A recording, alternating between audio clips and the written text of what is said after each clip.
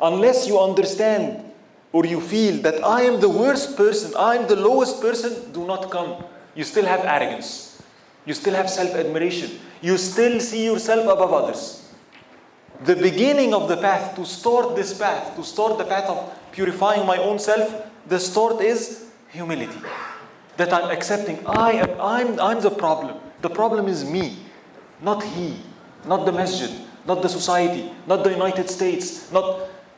I'm the biggest problem on earth, it's me. My biggest concern is me and my state.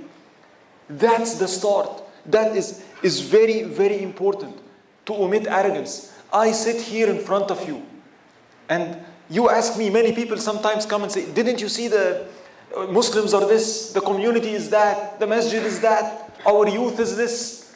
Speak to the youth, you know what I mean? Like, you can pinpoint problems.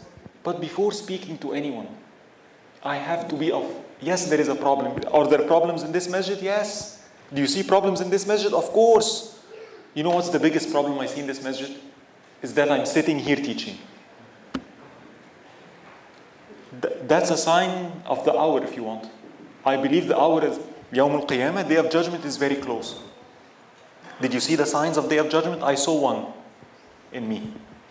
The fact that the likes of me are sitting here today talking in a masjid, for me that's a sign that the Day of Judgment is near. Me speaking to you, me telling you about Allah in this community, me, that's a problem. Yeah, this masjid has a problem. And at the same time, you look at it so as not to be negative, and you, at the same time, you say, Alhamdulillah, thank me, yani, all praise and all thanks be to Allah. Why? We are in the likes of me. Had I been born 200, 300, 500 years ago, the likes of me would not be suitable to serve Allah in any position. You know, you look to Allah subhanahu wa ta'ala, you go to a company, you know, when you apply for a company, if there is 100 people applying beside a PhD, you know, 100 patents, you know, you say, me, I'm not going to get this job. No way. They're not going to hire me. I'm not suitable. But if you come in a time, there is no one else. There is no engineers left. You're an engineer, you have a BS, you're the best person. So you would be taking that job. So at the same time, I would say, Alhamdulillah that I came in this time. This time that many people would look and, what kind of time we're living in? How horrible is that time, right? Many people would say that. Look at the other look. Say, Alhamdulillah that I'm in this time. Because of this, the likes of me have an opportunity to serve.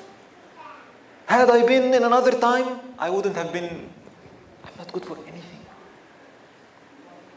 Now, saying this and putting it into practice, Imam Malik, and sometimes they say Hassan al-Basri, people asked him, just to let you know, like, wallahi, I mean this. Me speaking about chivalry, me speaking about good manners, me, you have no idea what that causes to a person like me. Imam Hassan al-Basri, once they asked him, people have so many slaves, why don't you in the next khutbah, you know, great person, why don't you speak about freeing slaves, you know, like advise people to free their slaves. Okay, he goes next Friday, he comes up the pulpit, he speaks, nothing. He goes down. And people, maybe he forgot. We'll wait till next week. Next week, comes up, speak, nothing. Third week, he comes up, different topic, he speaks, finishes the topic. Before going down, just before going down, he looks at the people and, oh people, free your slaves. And he goes down, Allahu Akbar. After the salah, it said everyone was freeing the slaves. And people were amazed. He didn't give a khutbah about it. All what you said is one word and everybody obeyed. And you waited 2 weeks, what's going on? Explain. And he said, when you asked me to speak about freeing slaves, I have no slaves. So I had to wait and save some money first. Then buy a slave myself. And then free him. Then I would tell people to do that. When people ask me, speak about giving charity, you know what you have asked me now to do? Do you understand the concept here? How can I speak about giving charity if you ask me about don't get angry, right? Be patient. You know what you've asked me to do? Right here? It's not easy. I need your dua. It's not an easy position to be in. And that's the biggest problem I see in this masjid. It's me. I'm not giving you your right. One has to start with working on my own arrogance, working on my own self-admiration. I acknowledge I have that. As a matter of fact, it ties to the topic we're speaking about. Once Yahya, Prophet Yahya, he asked Jesus, peace be upon him, أي شيء أشد? We discussed this last time. What is the hardest thing on me? What is the أشد? What's the hardest thing that you can possibly encounter? And he answered him. He said, قال غضب الله. The wrath of Allah, the anger of Allah. Everything is on one side, but the anger of Allah, nobody can take that. It's the hardest thing. So immediately the next question, he said, what brings me closer to Allah being angry on me? He said that you be angry. That you be angry. Be very careful. Remember we discussed this. Allah is to you the way you are to Him and to the creation. كن لله كما شئت فإن الله لك كما تكون أنت له ولعباده. You forgive people, you expect you be merciful to people. That's a sign of what Allah is going to do to you. And that's very interesting. أنا عند ظن عبدي بي. You know the Qudsi hadith, I am what my servant thinks of me. This hadith is even recent scientific theories. Your thoughts create your reality. People who think, oh, there is no God, this universe is godless, right? You know what happens? The universe is to them exactly that way. They're going to live in a universe that's going to react to them the way they are to Allah. If you live in a universe that Allah is all merciful, Allah is there, everything will react similarly to you. Scientifically, and this is not my topic, quantum mechanics says that the foundation of science is consciousness. It's another topic. That you be careful, the way you think creates your reality. You think that people are bad. You go out, you wake up, Muslims are horrible. People in the masjid are this and that. You know what? That's what you're going to see. Happened. I was visiting Egypt once, long time ago, 2-3 years ago, before the revolution, right? And the state of people, I was going there and alhamdulillah, I see good people. There are good people in Egypt, mashallah. And my brother was complaining, people are this, people are that. They don't care about anything anymore. All what they care is to eat and drink and this and that, and they're like pigs eating, And then we were driving, traffic, and he looks and he sees a woman in the car next to us, right? And she's eating while she's driving. Look at that! Look! Even when they're driving, they're eating. That's what he saw. What I saw was something, I said, Subhanallah. You know what I saw when I looked at her? In the background there was the adhan of Maghrib. And it's Monday. What was this woman doing? She was fasting. I saw, Subhanallah, a good woman, mashallah, I should be doing that. He saw what? Be very careful. The way we think reflects us. من قال هلك الناس فهو أهلكهم. فهو أهلكهم in one narration, فهو أهلكهم in another narration. Whoever says people are destroyed, people are perished, people are in such a bad state, he is the one, the first to be in the bad state. When you find a person saying the ummah is this, Muslims are that, the world is this, the Prophet tells us he's the one that's like that. And then the other narration, which is again the Dhamma versus Fatha, it is you that cause them to be that way. It is you that think that they are that way. You are responsible for that. So we have to be very careful. Right? So when he was asked, and this is the Prophet Jesus, he said that you be angry. Be very careful. Do not start to be angry on different people. That will cause Allah to be angry on you. And then he said, what makes anger, this anger, and what makes it emerge in my heart? What is the reason for it? What's the cause of it? And indeed the answer came, al-kibr, wal-fakhr, wal-ta'azzuz, wal-hamiyya, arrogance, jealousy, pride, boasting. Those can cause anger. And I started with kibr. I started with arrogance. And last time we were speaking about this, the ability to, how are we to the creation? When somebody wrongs me, how do I react? Am I fiery? What makes me angry? as an example, Zayn al-Abidin. You know Zayn al-Abidin? The son of Imam al-Hussein, the son of Ali, right? Ibn Abi Talib. This is from the descendants of the Prophet sallallahu alaihi wasallam, and he was known as a Sajjad, the one that prostrates. He used to, some narrations say he prayed 1,000 rak'ahs every day. 1,000. Prostrating. He was known, very generous, very a worshipper. Zayn al-Abidin, the Zayn means the most beautiful. Abidin, worshippers. They named him, his name is Ali. But they named Zayn al-Abidin, his worship is amazing. Most beautiful worship. He's walking one day, the descendant of the Prophet. People love him. The worshipper, very generous to people, very chivalrous. And comes a person to him and he tells him, Anta Zayn al-Abidin? You are Zayn al-Abidin? He said, yes. He said, Anta Shayn al-Abidin. You are the worst of worshippers. And he started slandering him with cursing him, and people around, the words that this man said, yani, you don't say this, how dare you? So people got really upset. What are you doing? And he said, leave him. And the man continued. And he said, after the man finished, he said, my brother, all what you said is in me, and I have more. How can I reward you for your good advice to me? And he took out his abaya and he gave it to him. This man started crying. He cried, and he said, Ashhadu annaka ibn Rasulillah. I bear witness that you're the son of the Prophet. You're of the descendants of the Prophet, peace be upon him. It is those people over there. They told me, if I can make you angry, they're going to pay me 1,000 dirhams. I said, is that it?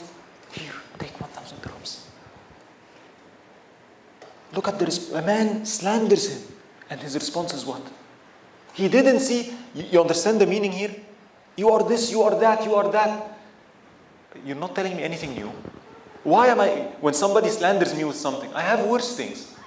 I have worse problems in me.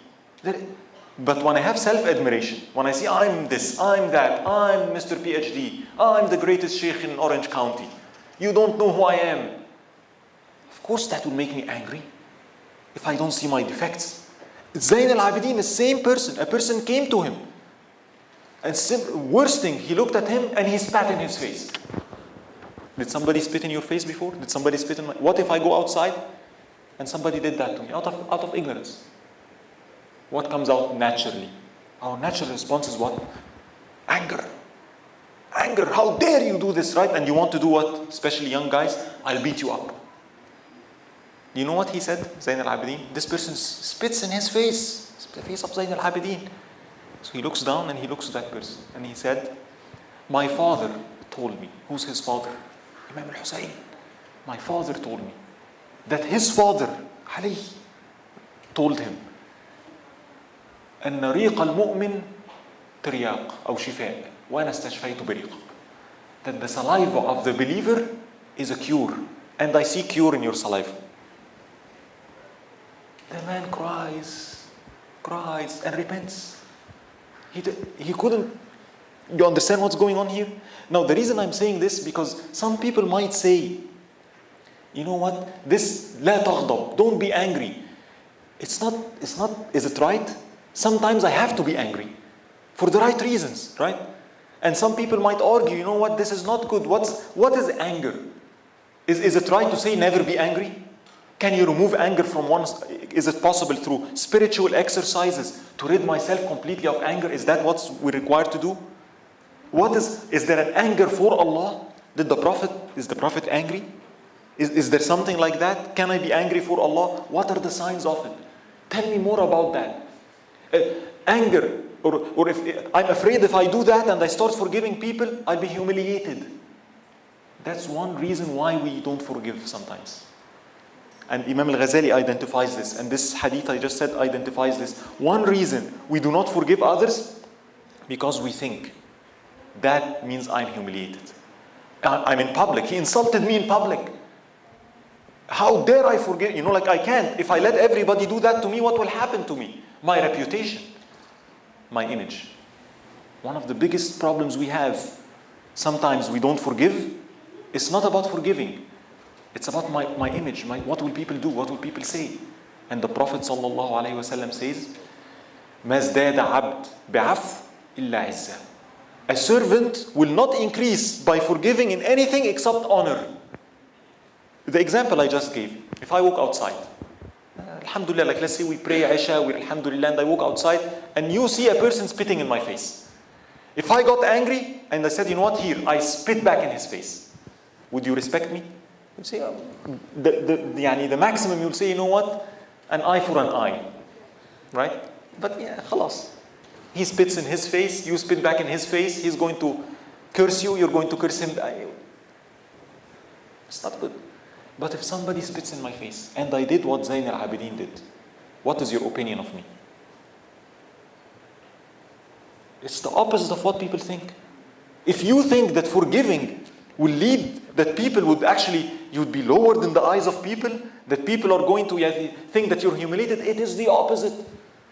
Wallahi, it is, and I'm not speaking about Allah subhanahu wa ta'ala. If your goal was to gain people respect, you will gain the respect by forgiving and pardoning. I respect that. That's a great act. When I read about Zayn al-Abidin, subhanallah, I wish I was like that. To repel what's bad with what's good. That's something. That's the manners of the prophets. That's something honorable. Honor is in forgiving, not the opposite. But then comes the question, forgiving, sometimes it's not good, is it? What does that mean? Somebody wrongs me, I just keep forgiving everyone? Where is the line? Where is the boundary? And that needs a little bit of explanation. The Prophet sallallahu alayhi wa sallam, Aisha radiallahu anha said, "Man taqama Rasulullah li nafsihi qat." ولكن, this is the rest of the hadith, فَإِذَا ضُيَّعَتْ حُقُوقُ اللَّهِ لَمْ يَقُمْ لِغَضَبِهِ أَحَدٍ. The Prophet sallallahu alayhi wa sallam never sought revenge. Was not angry for himself ever. But if it is about the rights of Allah, nobody can stand in front of his anger. What does that mean? We have to differentiate between two things. First of all, when you wrong, did you wrong me or did you wrong someone else? You spit in my face. Whose rights are being violated here? My right. Chivalry is to drop my right. If it is my right, I drop it. That's the sunnah of the Prophet. For me, I'm not going to get angry. But you spit in the face of one of the sisters there, I'm going to stand against you. It is not chivalry at all to see someone wronging others and say, you know what, let's pardon him. Pardoning is in your rights. When it's the rights of others, you get them the rights first. Is that clear? Right? So when we speak about pardoning, it's about what I own, when it comes to me, when it's my right, but not the rights of others. I don't have the permission or the ability to just tell others, you just forgive him, let's leave him. That's not right. There are many examples for that. And one example, Amr ibn Abdullah or Amr ibn Abd Qais, one of the great tabi'een. Great tabi'i, great man. And by the way, there is a reason why I'm speaking about a lot of stories. One way to, as we discussed before, to gain good manners is to speak about people with good manners, is to cling my heart to them, is to know their stories. The more I know of that, the more it helps me. Remember companionship? And we said, remember what we said? One way, what did we say? One way to get good manners is companionship. And remember what I advised people here with? Go into nature, remember that? Walk into nature, walk into the fields, walk by the ocean. What does that have to do with manners? It has everything to do with manners. And remember what we said? People in the countryside and people in the city, people in the countryside, generous, forgiving, kind. People in big cities, agitated, angry. Because when you walk in nature, those are the creation of Allah subhanahu wa ta'ala, in dhikr, in tasbih. That affects me. Those are the signs of God. This is like a big mosque for us. I'm walking in a big mosque. Everything is worshipping God. And I just join in. It affects me. Right? So talking about those people, that's why I'm saying a lot of stories, help me. It's one way.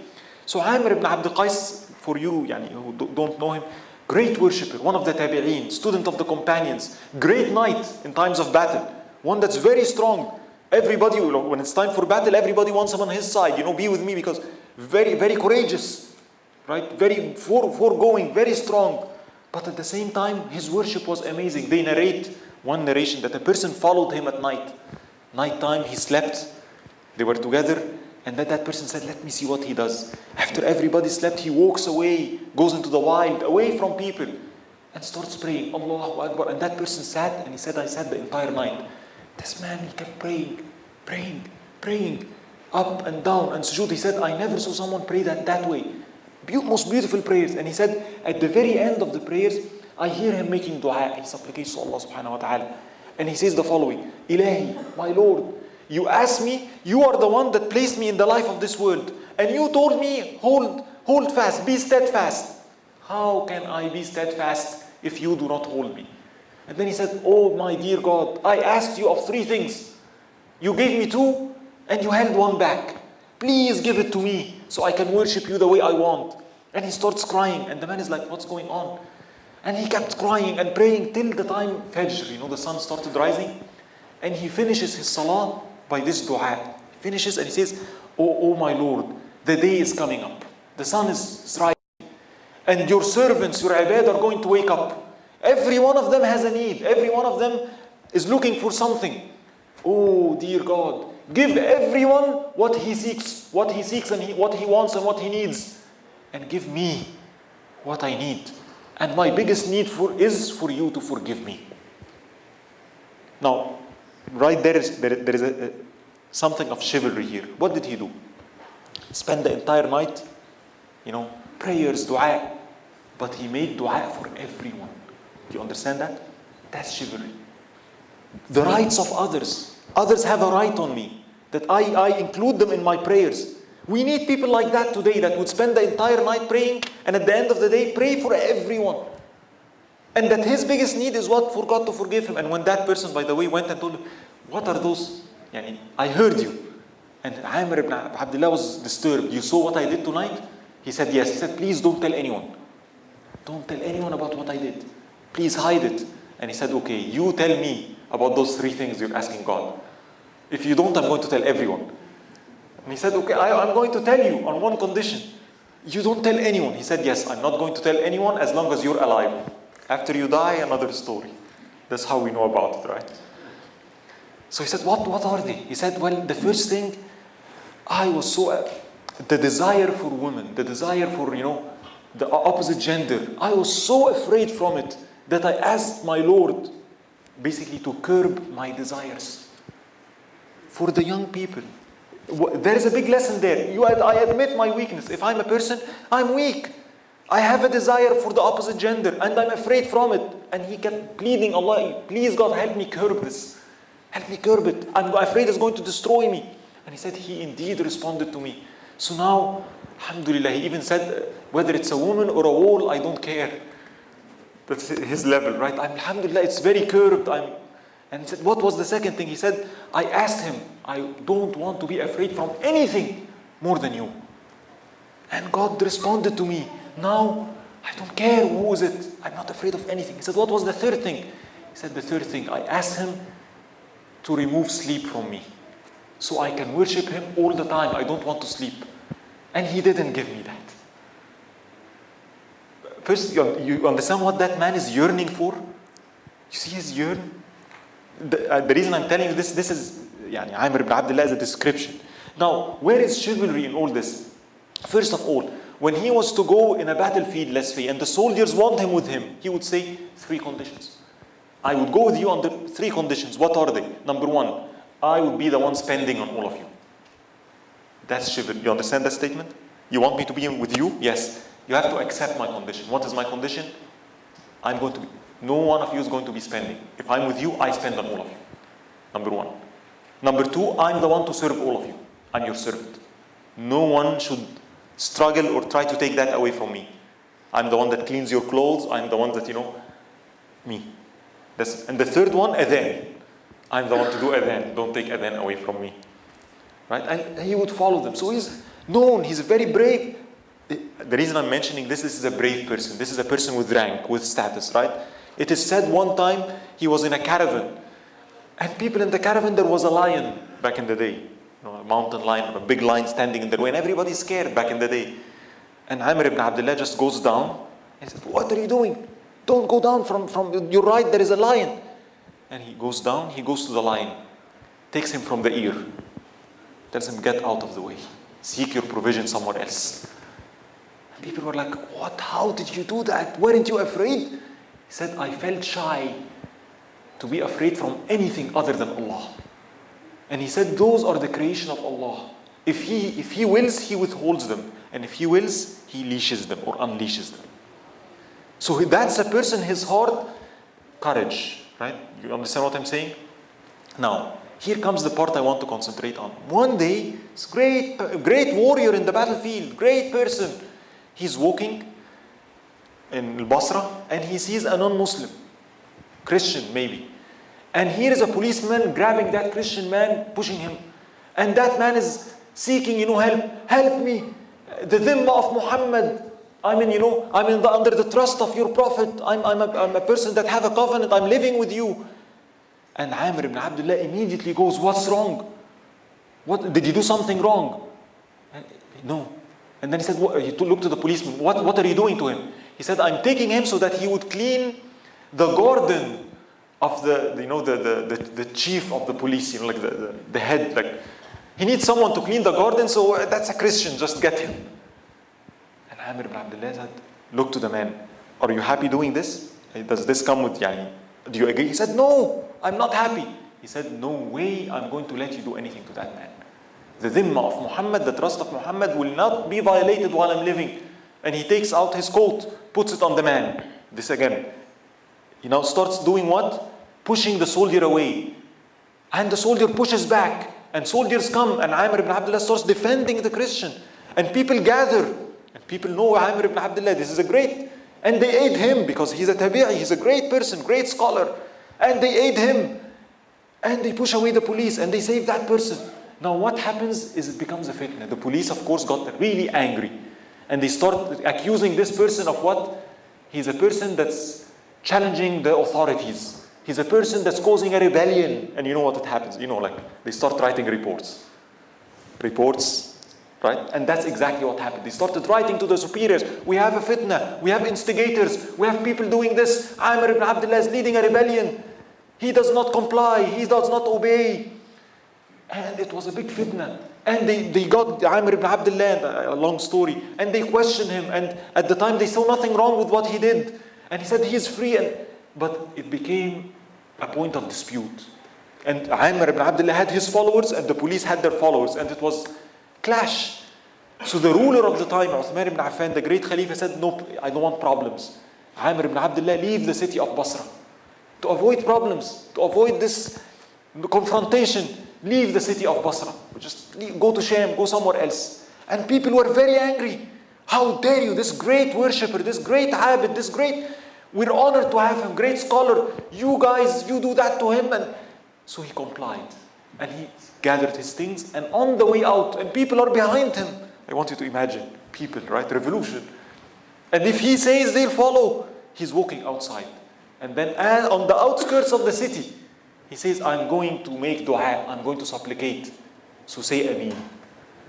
And he raises his hands. And he said, Oh Lord, whoever said lies about me, whoever transgressed against me, whoever led me to get out of my city that I love and separated between me and my friends. And people said, Amr ibn Abdullah was going to. He said, Oh Allah, forgive them. Grant them health. Give them a good, blessed life. And forgive me and all the believers. And he directs his camel towards Sham and walks. Where is chivalry here? When it was the right of a Christian, not a Muslim, what did he do? Did he say, oh, we'll forgive them? Yes. No. He fought for it. It cost him his own town. It cost him his own self. When it's the rights of others, I stand for it. But when it was his own right, what did he do? He forgave and asked God to forgive everyone. That is chivalry. That is anger well placed. Do you understand the concept now? For me, I forgive. For me, I pardon. But the rights of others, I bring it to them. Now, having said that, what is anger? Why is it in us? Can you curb it? Is it good? Is our purpose to completely destroy anger? You know when the Prophet ﷺ tells us, La taghdab, don't be angry. What does he mean? Don't be angry, period? Is that what's meant here? What is going on? So scholars speak about this, looking on anger, and subhanAllah, it's interesting. I don't know. They tell you the human being, Allah subhanahu wa ta'ala created the human being, and He's the most wise. He placed things in the human being that would aid us in our journey. You know, when you, as an engineer, you design a car, right? I have a dial like the fuel, and it has a purpose. You know, the alarm, that the seat belt is not there. I don't want to annoy you with the alarm. That's not why I did it, right? This beep, beep, right? The purpose is what? Is actually to alert you something is wrong, right? Everything has a wisdom. The human being is in a similar way. Allah subhanahu wa ta'ala created things in us. He created forces in us. A human being, and even in animals you can find that. The concept of shahwa, desire, for example. Look to an animal. If an animal wants to eat, they're driven by their desire. They seek, they go, right? A human being has that. I have desires. But at the same time, if you encounter a danger, there is fear. You know, this concept of fear, and for an animal it's good. Because when they encounter a danger, they run. That saves their life. So there is desires, but fear can overcome that. Even if they want to eat something, a bird wants to eat some seeds. If I do that and put seeds here, I'm not going to come. I'm afraid of you, right? But there is a third one, anger. You can see it in animals. A cat. A cat is afraid from me. But you approach a cat while she has a kitten, what will the cat do? She'll attack you. She knows that I'm bigger than her, right? I'm stronger than her, but what will she? She attacks, right? See, that's anger. Anger overpowers fear. What is the purpose of it? And look at the wisdom of Allah subhanahu wa ta'ala. To protect the weak. Anger has two purposes. Number one, the reason I get angry, a big bully outside, he bullies me. I might get, khalas, I see him bullying one of the sisters over there. You know, the blood boils, you know what happens? Anger. And when you're angry, what happens? You know, when we're angry, fear is gone, right? That's it. Enough is enough, right? And now the purpose of it is now I'm doing what? Protecting someone who I envision to be weak, cannot get his right. So anger, the positive way of it, it is a force in me that helps me overcome my fear and my desires to protect the weak. The worst thing you can do is what? You take God's blessing and use it in an opposite manner. When I find my anger now is directed to oppressing the weak, domestic violence, hitting my wife, that's a crime. It was supposed to be to protect her. You get angry because, where is dinner? Anger. It was supposed to protect her. If that was placed in you to protect your children, to protect an elderly person, to protect those who are not capable of defending themselves, that's the function of it. To bring the rights of others to them, not to oppress them. And the second one, which is more important, and Imam al-Ghazali outlines this very clearly. Anger can be directed inwardly, to discipline oneself. And he says, whoever does not have anger would be very hard for him to discipline and purify. You know this, we're speaking about akhlaq, manners, and how to gain good manners and chivalry. One of the fastest ways to gain that is to direct anger inwardly, towards me. I know this concept is a little bit strange, but maybe with examples I can help. I can help maybe bring it to life more. 2006, 2008. Remember the war in the Middle East? Israel, Middle East, Lebanon, the fight, right? And people get angry, right? You can direct your anger outwardly. I mean, we are so much known to do that. Like, we direct our anger out. Wallahi, if we direct our anger 1/10 of it inwardly, we will change. We will change. Because when I see oppression, when I see people oppressed in Lebanon, in Palestine, when I see it's an oppression, they need my help, right? And I get really angry. And this is something I really did personally. And I said it before and I'm going to say it again. This is something I really said. Oh brother, are you angry? Yes. It is for the sake of God. I'm angry for the sake of God, right? Really? Yeah, it is for the sake of God. That's good anger, right? Okay. You're really angry about it? Yes. Think that way. What if the entire ummah, what if all the Muslims are like me? What will happen? So you're angry, right? Really? Okay, I want you to do something about it. Can you donate some money for the people there? Yes, of course. You know, here is a check, $1,000. Keep your check. I didn't ask you to donate one time. You're really angry? People are oppressed there. You need to be doing something about it, right? Anywhere in the world, right? There is homeless people in Los Angeles. Do you see that? I should be angry for that. Are you angry for them? There are homeless people in Anaheim, beside Disneyland. People, homeless. Do you see them? Are you angry for them? So you're angry, yes, you need to do something. Donate. Here is $1,000. You know why I'm saying this is not correct? You're angry, you're going to, here is $1,000, and that's it. No, directed inwardly. Are you truthful? Really? Yes. You're really angry? Yes. For the sake of God? Yes. Donate 10% of your income every month. Can you do that? Are you angry for Palestine? Are you angry for Libya? Are you angry for Iraq? Are you angry for the homeless people here? Yes. أصدق الله يصدق. Be truthful with Allah. Let's see. Your anger is for God or not. Donate. Not one time. 10% of your wealth every month. What happens? What do you find? I'm asking you today. If I ask you today, there is fundraising and I want you, you know your bank account, 20%. What do you find coming inside? No. Right? Difficult, right? Every month. No way. That's too much. I can tell you something even worse. I can tell you the following. You live in a 4-bedroom house, right? Move your family into a 2-bedroom apartment. With the difference in price, donate it to that cause.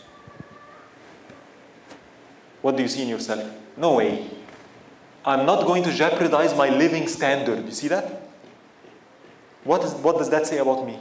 Oh, you're inflicted with miserness, aren't you? You're inflicted with greed, aren't you? And if everyone else is like you, what will happen?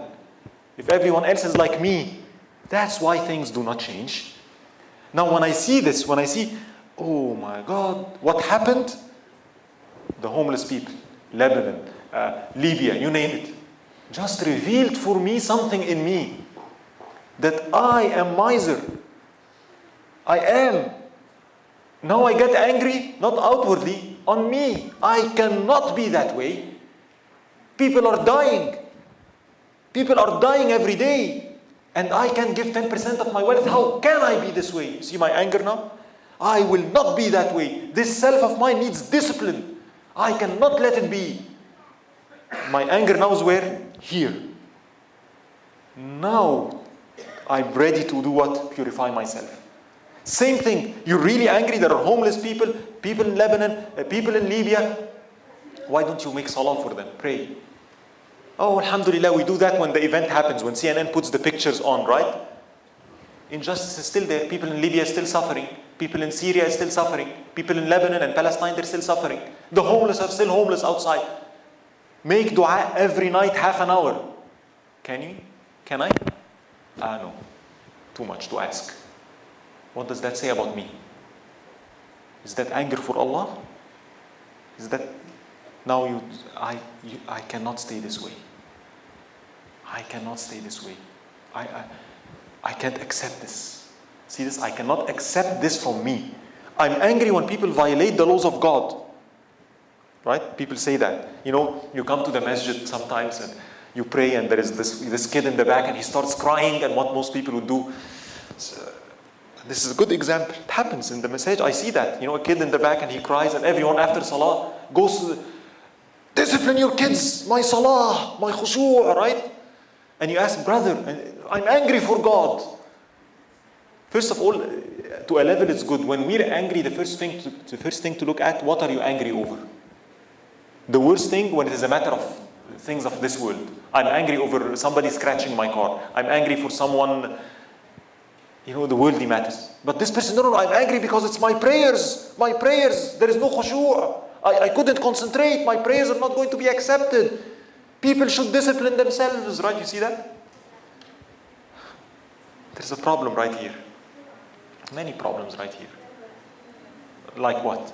First of all, you mean to tell me, Look how you're treating Allah subhanahu wa ta'ala. Look at, basically the reason you're angry, you have rules that were violated.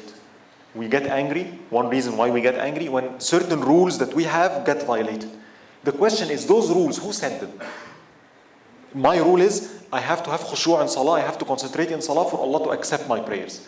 That kid over there, he is the one that caused me not to have khushu' and my prayers is gone and end, right? Well, you know what? That's not true. That might be the only salah that's accepted from you. What do you mean? If Allah was to treat you the same way, okay, you claim that, you know what, the salah is not accepted because you don't concentrate. If Allah treats you that way, He said, okay, fine, I'm not going to accept any of your prayers unless you concentrate fully in it. Which salah of mine is accepted now? As a matter of fact, now another person sees it differently. Subhanallah, there is a kid crying in the back. Right? He interferes with my concentration. That's outside of my hands. That's not someone else, right? It's a decree. It's not in my hands. Allah sees that. Therefore, there is an excuse for me not to have a concentration in that prayer. That might be the only time that Allah would find an excuse for you, and that might be the only salah that God accepted from you. Specifically, imagine now if I'm praying and this kid starts crying and I got disturbed and I made dua for him. May Allah make him from the righteous. May Allah calm the heart of his mother. That might be the reason why this salah is accepted for you. When I go back and I'm angry, I ask myself, did you make dua for people in the masjid? Did you make dua for him regularly, which is what I'm saying? No. You're not giving them the rights. Before asking for your rights, give them the rights. So making dua regularly. What's happening in as I said, Libya, what's happening in... I can't be this way. I need to change. I did this with the brothers. I told them, you know what? 2008. Remember what happened in Gaza and the disasters that's happening there and calamities in the Middle East now. SubhanAllah. May Allah bring tranquility and peace everywhere. So I said the following. Let's fast. Fast. And then when you break your fast, there is a hadith. When you break your fast and you make dua, the dua is accepted. So let's fast, break the fast, make dua for them. And people were, yes, good. I said, but here is the thing. Don't stop. Because usually what happens, good idea, we'll do it as long as the pictures are on CNN. For 1 week, 2 weeks. After that, what happens? I said, no. We will continue to fast till this problem is solved. What do you mean? Continue to fast for the rest of your life. Mondays and Thursdays. It's the sunnah to fast Mondays and Thursdays. I want you to fast Mondays and Thursdays. Every Monday, every Thursday. There are people homeless still there. The situation in Libya is still the same. The situation in Palestine is they still need your dua. Why are you stopping? Because they removed the picture from CNN? They still need... Why do we react? Why do we have to wait till a calamity happens then? Why don't you make dua from the beginning? Before it happens. And then what happens? Can you fast now? Are you angry for what happened? Are you angry for Libya? Are you angry for Syria? Yes. Fast every Mondays and Thursdays and ask Allah subhanahu wa ta'ala to relieve brothers and sisters there. What is the natural response? I can't.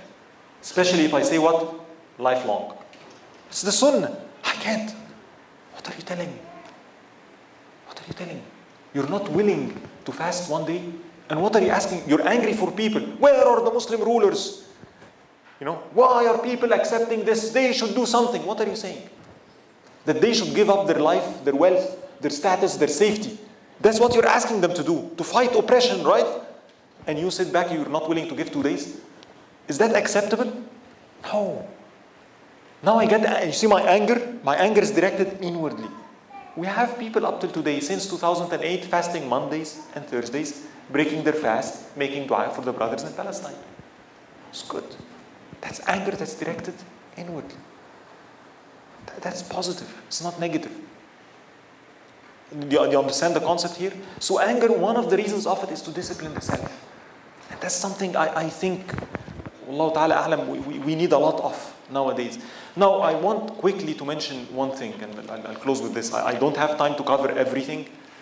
The topic of even anger and how to uproot it. It is not, first of all, it is not required of us to uproot anger completely from the heart, as I said, because it's a gift. It's not required. What's required is one statement. المحمود غضب ينتظر إشارة العقل والدين. The praiseworthy anger is anger that waits the command of deen, religion, and mind, wisdom. You get angry and you look, don't act. You wait. Anger for the weak. Anger against myself. Anger is when the rights of Allah subhanahu wa ta'ala are violated. And there are signs for it. I can give you some signs quickly. I don't have time to discuss them, but here are some signs. When people tell you, I'm angry for Allah. Anger for Allah does not exclude on myself. But you know what I mean? You find some Muslim drinking. Oh, look at that. He's drinking. I'm angry on him. How many times did you violate the rights of Allah yourself? In my salah, how is my khushu'? Isn't that wrong? Are you angry on yourself? When was the last time you felt anger on the rights of Allah should not be violated? Correct, including by me. Right? If my anger is because of the rights of Allah being violated, I'll find that many times I'm angry on me. If I'm never angry on me, please don't be angry on anyone. Because it's not for the sake of Allah. That's the sign. Sometimes we're sick. A sick person, I'll put it that way. There are things that are halal, mubah. It is allowed for you to eat rice. It's allowed for you to drink juice. It's allowed for you to eat fruits, right? But if I'm sick, for that sick person, something that's lawful, something that's allowed, something that's healthy, you'll tell him, you do not eat it. Someone who's diabetic, don't eat honey. But the Prophet said honey is cure. I know. It's a hadith, right? Correct. But he's a diabetic person. Don't eat honey. You see the concept? Why? Because you have a disease. So when you have a disease, something that's lawful might not be good for you. Why am I saying this? Because many people, they get angry and they look to the Prophet sallallahu alaihi wasallam. Oh, the Prophet did this and the Prophet was angry here. Be careful, you are sick, I'm sick. And when I'm sick, certain things I cannot do. I have to be very careful. If I find that I'm this angry person, agitated all the time, and I see somebody else doing mistake, doing something wrong, my recommendation is don't speak yourself. Seek someone else to speak to him. Why? Enjoining what's good and forbidding what's evil, yes, but if I'm sick, I can't do that properly. I don't have compassion. The Prophet ﷺ, when he did that, it was compassion. A story narrated by Qadi Iyad in Al-Shifa. A Bedouin came to the Prophet ﷺ in front of everyone. And he started asking, give me. Be generous, give. And the Prophet started giving him. And then the Prophet asked him, was I good to you? Did you find me? And in front of everyone he said, no, this is unfair. You did not do anything good. You did. And the companions got really upset. Just tell that to the Prophet. Can you imagine someone who comes and he asks you, when somebody asks for your help and you're generous to him and then he insults you, what will happen from me? You don't deserve it. Give it back, right? Is that what I get for helping you? Imagine he did that to the Prophet ﷺ. The companions of the Prophet could not take this. They got angry and he said, leave him. Stay where you are. Leave him. He said, come with me. Come home. He invited him to his house. Can you imagine somebody insulting you and the next thing comes from you is what? I'm inviting you to my home. Come. And he goes in and he starts bringing things and he gives him and he gives him and he gives him. And he said, now are you happy? And he said, yes. But look what the Prophet ﷺ, look at not only his words, look at his heart. Where is he looking? He says, you said something in front of my companions out there and they got agitated and angry. Right? Tomorrow, I want you to come and I'm going to ask you the same thing. Are you happy? And say in front of them that you are. Why? What is the Prophet looking for here? You see that? You said something in front of them. They're angry at you. I want to diffuse that. So I want you tomorrow to come and I'll ask you and you say whatever you said so they'll be happy with you and things go to normal. See that? And he comes next day and he asks him in front of everyone and he praises the Prophet. Yes, you're so generous. Right? And everyone was happy now. And then after he left, the Prophet ﷺ taught us this lesson. He told us the following. The like of what you and what happened, this example is the like of someone who had a camel. And he lost his camel. His camel is like running away. And people tried to help. And the people tried to catch the camel. The more they run after the camel, the more it runs away. They want to help, but they, catch it, catch that. So that man said, leave me alone with my camel. And then he looked to the ground, got some grass. What does the camel want? What is he running after, right? So he got some grass from the ground, and he did this to the camel. Come. And that camel came to his owner, right?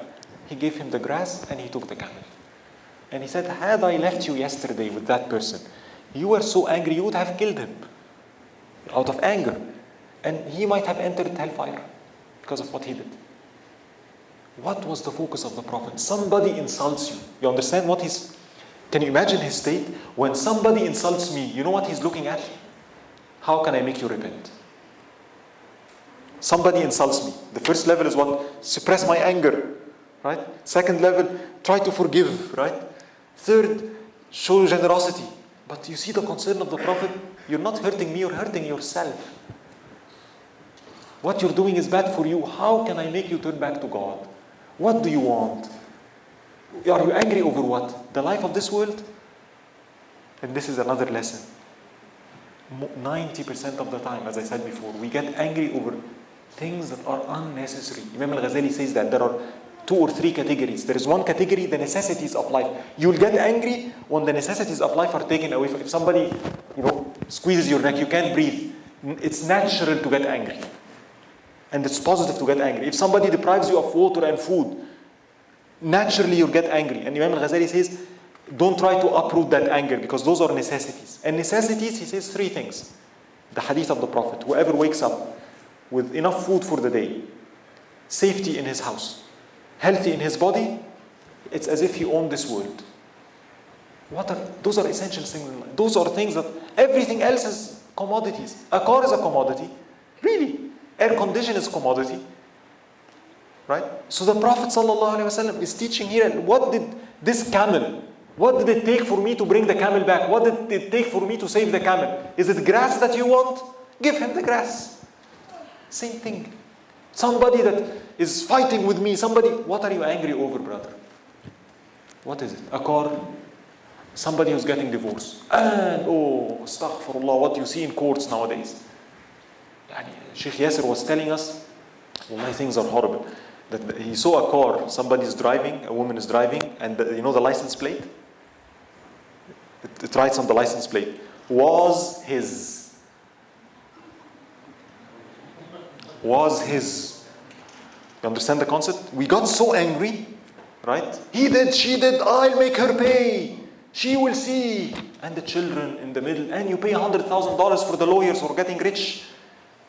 My brother, it's my right.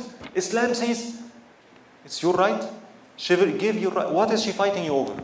A car? Give it to her, yakhi. It's a car. No! See that? The more I get attached to this life, the more I get angry. The more gadgets, the more materialistic I am.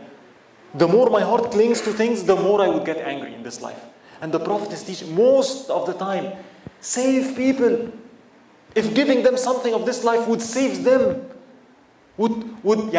she wouldn't go to court, she wouldn't do haram things. Maybe she goes to court and she brings a false witness and I want her not to do that. I don't want her to be that. I don't want her to suffer.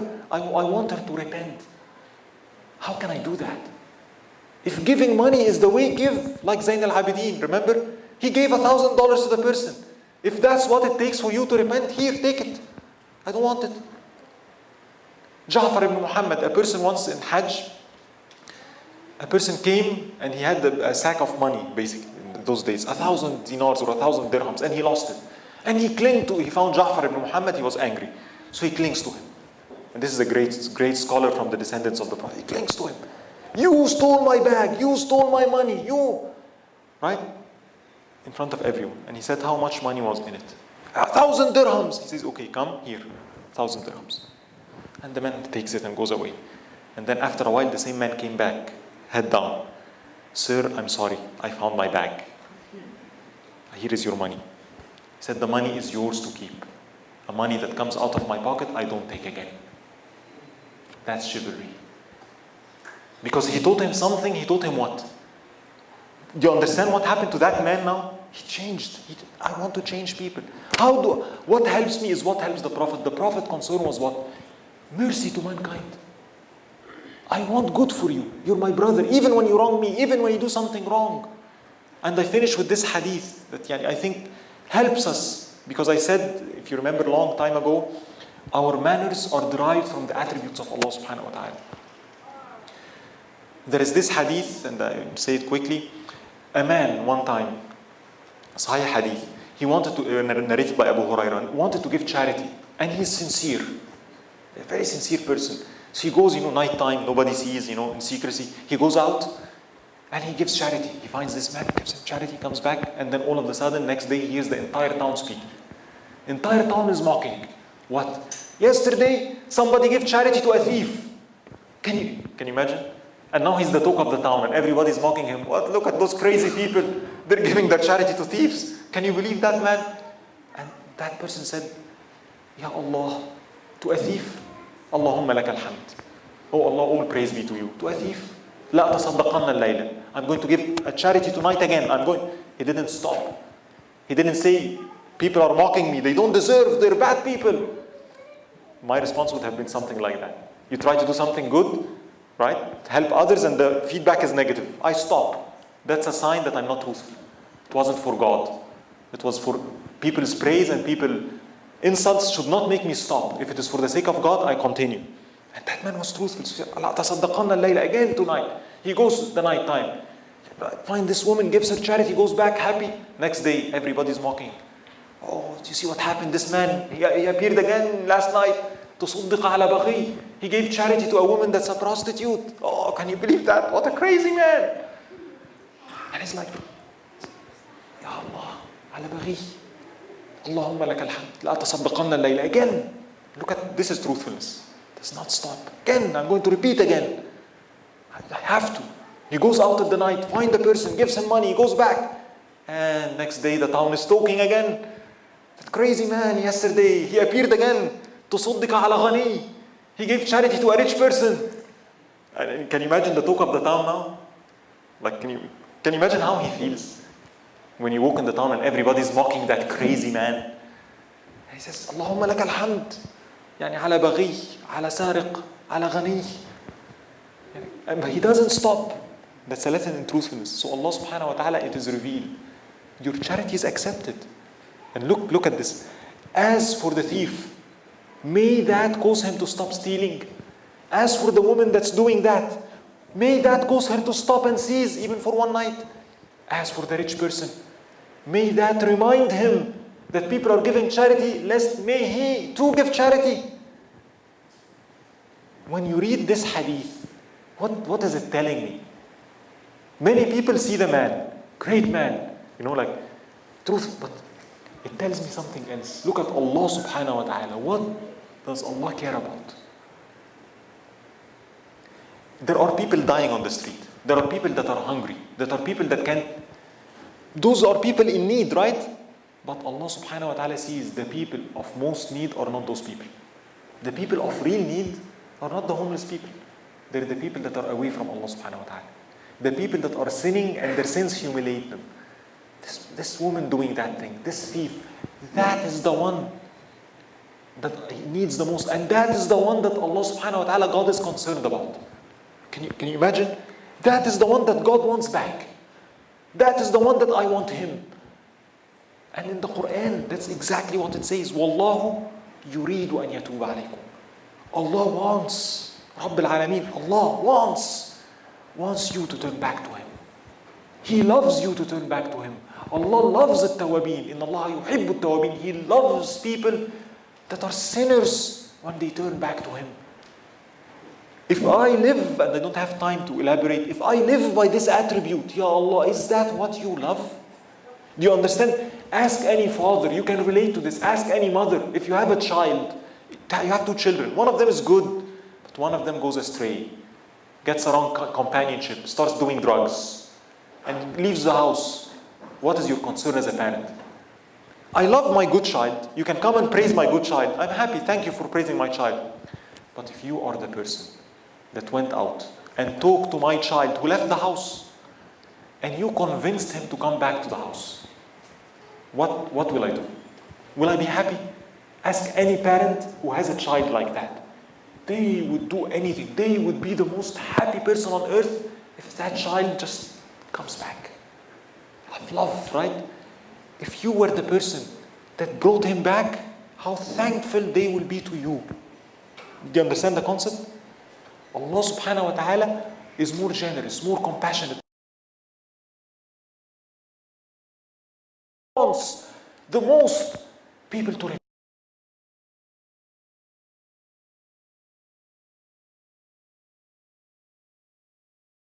Right? I'm angry for him.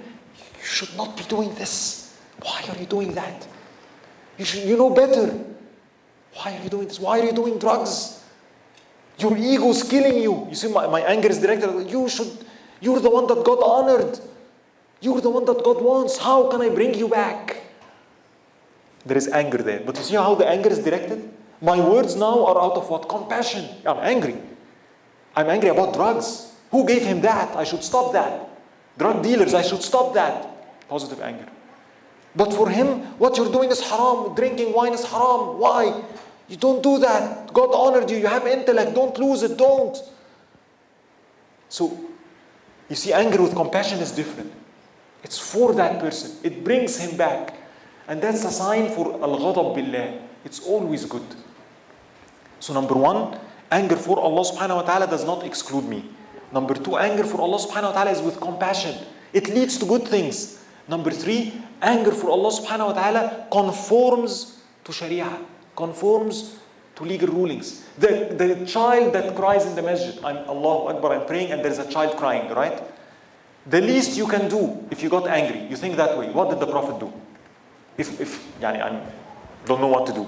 Did that happen in the time of the Prophet? Yes. What did he do? What do you know of the Prophet? Look at his response. He's leading the prayer and you all know the hadith. When he hears a child crying, what does he do? He makes the prayer shorter. Okay. Don't lose focus. Where is his heart? It's not about just following the act. What was the condition of the heart that led to this? Why did he do that? What was it? Because he said, out of compassion for the mother of that child. Can I make my heart that way? So I hear a child crying. I want to follow the Prophet. What does that mean? I have to bring my heart to feel what? His mother now must be and I must extract from my heart what? Compassion for her condition. What she must be feeling. You see, that's following the Prophet. It's compassion, love. Following Sharia. So his sunnah is to do what? Make your prayer faster. It's okay. It wasn't anger. Oh, but brothers, we keep telling them. We keep advising them. They don't listen. Okay. How many times do you sin against Allah subhanahu wa ta'ala? How many times does He keep telling you do not and you violate? If I see Allah subhanahu wa ta'ala as a tawwab, Allah subhanahu wa ta'ala is willing to accept and loves people to repent. And you wrong, and you know the hadith when a person does a sin and he says, Ya Rab, I did a sin, forgive me. And God speaks to the angels. Do you understand the meaning here? You are a sinner, I'm a sinner, I'm a person that sinned. Theoretically, I'm the one that's lowest. I become the talk of God and the angels. Why? Because you sought forgiveness from God. God says, my servant, he committed a sin, but he asked for forgiveness. I make you witness, I forgive him. And the hadith continues, that servant would slip again and again. And then he would, God, please forgive me. And God says to the angels, my servant did a sin, slipped, asked for forgiveness, but he slipped again. And he asked for forgiveness. I forgive him. The third time, he slips and he asks for forgiveness. And God says, my servant, he slips, he asks for forgiveness. He slips again, he asks for forgiveness. He slips again and he asks for forgiveness. Oh, my angels, my servant knows that he has a God that can forgive all sins. I make you witness that I forgive him. Let him do whatever he pleases. So if God is willing to forgive once, twice, thrice, 4 times, 10 times, you get angry for a person because I told him once and he did not listen? Do you want God to treat me that? Do I want God to treat me that way? How many times, how much is He patient over us? If I see God as the most patient, as-sabur, al-halim, I can't but show that to people. The reason, simple, finish with. The reason why we cannot show these good manners to people, because we have not experienced how Allah treats us. If you go to work, you go late to work, and you expect my boss is going to be angry, but he tells you were late today. You say, oh yeah, I was late. He tells you, no, I'm not. Did something happen? I'm just asking to see, are you okay? He says, yeah, yesterday my kid was sick and I spent the night. And he says, okay, you know what? Your kid is sick. Why don't you take the rest of the day off? But work, I'll take care of it. Just go home. Don't worry, I'll do your job for you. Go home. Take care of your kid. You go home and you find that he sent flowers to you. That's I experienced something, right? Now I go back to work next day, and one of my co-workers or fellow comes late to work. What will happen? Will I be angry at him? Impossible, right? Why? If I had experienced such kind of treatment, if I lived it, if I was shown this kind of good treatment, I cannot help but to be the same. The reason why I cannot forgive, why I cannot be compassionate, why I cannot pardon, is because I have not experienced those from God. I do not know God as the most. I claim I know. I didn't experience it. If you experienced Him, if you know what He is, you'll feel shy not to forgive His servants. How can I not say? How can I? He's willing to forgive them. He wants them back. He wants them back, and I push them away. When I see somebody who's doing something wrong, this is the one that He wants. This is the one that my concern is how to bring him back. And that is a big driver for me to have good manners. Tawheed. Real Tawheed. Experiential Tawheed. Experiential oneness of God and His attributes. And I would like to stop here, inshallah, although I would say the topic is not done, the concept of chivalry. But I hope this is, I would say, a brief introduction, if you will, to that topic. And I ask Allah subhanahu wa ta'ala to benefit all of us. I ask Allah subhanahu wa ta'ala to grant us all and guide us all to the best of manners. Nobody guides to them except Him. And I ask Allah subhanahu wa ta'ala to remove from us all bad manners. Nobody removes it from our hearts except Him. سبحانك اللهم وبحمدك لا إله إلا أنت نستغفرك ونتوب إليك والعصر إن الإنسان لفي خسر إلا الذين آمنوا وعملوا الصالحات وتواصوا بالحق وتواصوا بالصبر جزاكم الله كل خير. And please don't forget me from your dua, inshallah.